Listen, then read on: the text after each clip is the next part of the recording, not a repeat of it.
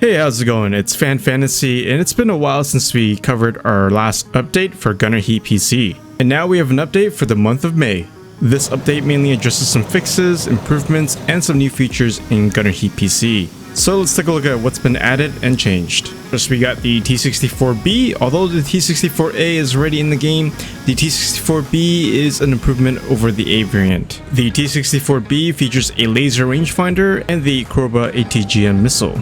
The T-64B is well protected with a composite upper hull armor that's reinforced with a high hardness surface plate. And the turret is well protected with ultra porcelain walls suspended in the cast steel. In short, this is a well protected tank. Notice in the T-64B's gunner sights, it looks exactly like the T-80B's, which in reality both were based off from each other, which you'll see in the fire control systems. Both the T-80B and the T-64B's gun sight zooming has been reduced, in which both tanks use the 1G42 gun sights. Similar to the T-80B, there is a passive night vision sight with a manual adjustment range scale.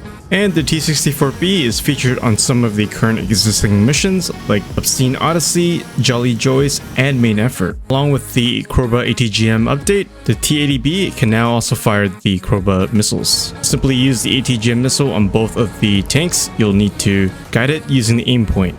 There are 3 modes of firing the missile. First, there's elevated mode. If your range is set between 1920 meters and 4 kilometers max range, it will fly a few meters and maintain height until it gets near the target. Then you'll need to direct the aim point, which will get a little tricky to range at this point.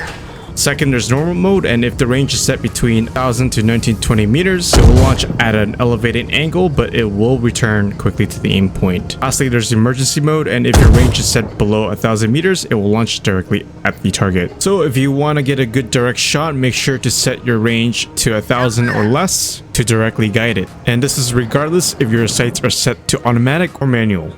The newer variants and vehicles, even the missile supplies for logistics, have also been added to the campaign. We have also received the new BTR-70, which is a unique and well-known BTR in the Soviet Union.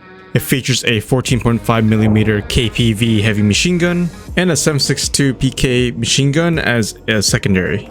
The BTR-70 was an improvement over the earlier BTR-60s, and the max speed of this BTR can go up to around 80 kilometers. And this vehicle has also been added to the campaign and in some of the missions. Speaking of missions, we have 2 new missions in the Eastern Hills. We have Destroy in Place and Ruined Regiment. These 2 new missions are US missions. There's also been a rework with the Mayuka GLATGM to a true M-class system, which means manual command to line of sight. Even though this is more of a realistic system, it can be a challenge to hit your target as there's no correction. In my experience, it definitely feels like you need a bit of skills to steer it now.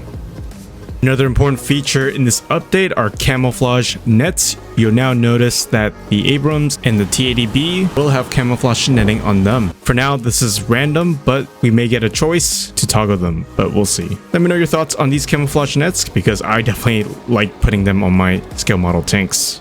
There's some features and fixes. It's possible for your M833 armor-piercing rounds to be depleted sooner in the campaign logistics, so make sure to keep your eyes on those if you're playing as NATO.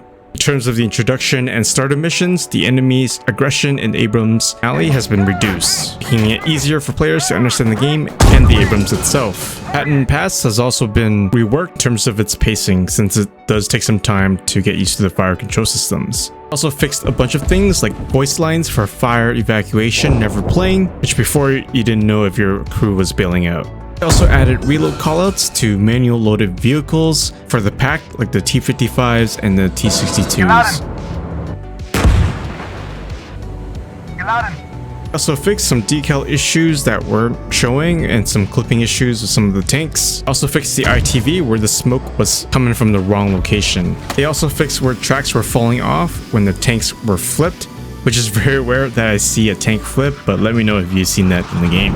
There's also a few other fixes and improvements, but these are some of the overall highlights of this month's update. Let me know your thoughts on this update in the comments below. And if you haven't already, make sure to hit that like if you enjoyed this video and subscribe to stay updated, as I do cover games like Gunner Heat PC. And you can also join my Discord if you ever want to connect. And as always, I'll see you in my next video.